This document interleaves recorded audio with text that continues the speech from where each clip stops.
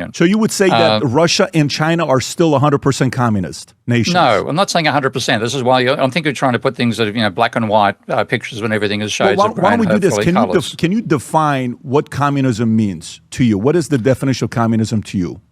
Look, we don't have communism anywhere on the planet, okay? Because when you look at Marx defined communism as once you get to the stage where people, each according to their ability, from each according to their ability to each according to their needs. That sort of idealist system in the future.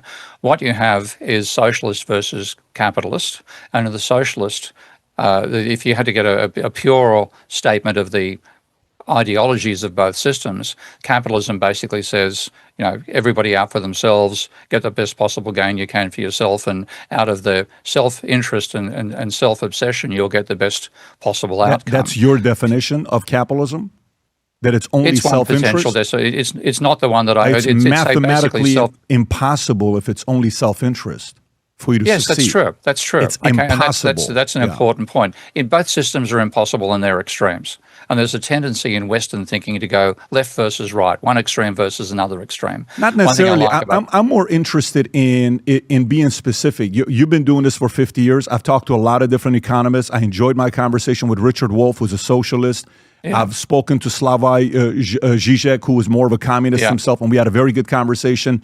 I've sat down with Ray Dalio. We've sat down with a lot of billionaires. We've sat down with a lot of heads of states and presidents. If we were to put a percentage to it, Steve, and say taxes, because to me, capitalism, socialism, communism can be tied to percentage of taxes. Communism is the state owns everything and they, seize the means of production. So it's 100% taxes. You don't have the ability to build anything. And maybe capitalism is going to be a lower rate of taxes. You pick and choose where you want it to be, 10% flat, 30%, or some states want to do progressive. I know you guys in your state just launched that if somebody decides to sell, you could end your capital gains just went to the roof depending on what time frame you sell it in. And then socialism could be in the middle. How would you describe those three economical systems specifically tied to percentage that people pay in taxes? Because that's how clear would make it for the average person. I think it's a percentage of the services that are provided by the state rather than provided by the market.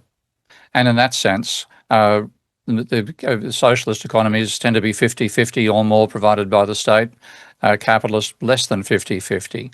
But as time has gone on, there's more and more things that are needed for a sophisticated society that are what you can call public goods. So, for example, health. My health affects your health. If I come down with a communicative disease, you're going to catch it. So there's ways in which that's a public good rather than just a private good. Now, there's an enormous range of things that are like that now. Education, we all benefit from an educated workforce. We suffer from a dumb one. Education is a public good. Health is a public good. Transportation, to some extent, is a public good because if it's easy for workers to get from one point to another without paying a great deal of money, then it makes it cheaper to hire those workers because your wages don't have to cover high transportation costs for them to get to the factories. So there's a division between what is a public good and is better provided in a public environment and what is a private good, things like television sets and fancy restaurants and so on, which are best provided by the private sector. And there's also a time dimension to it. When you're looking at normally ordinary consumer goods, there's plenty of potential for a manufacturer to make a profit out of things like television sets and so on. You can't make a profit of the same scale up to sewerage systems. If you leave those sorts of things for profit-oriented providers in the first instance to provide, you'll have less sewerage than they need. So I think it's a division between the extent to which goods are provided by the state system as just part of the fact that you're a citizen versus having to pay for them. And the socialist economies will have more of that. And I think that's actually, in effect, that's the trend we've been going through over time, because 150 years ago, you didn't worry about sewerage. You had shit running down, the streets of London into the Thames River. If you move to a more advanced and sophisticated society, we can't tolerate that. And that means you have the state providing those services. If you leave it to the private sector, those services will break down.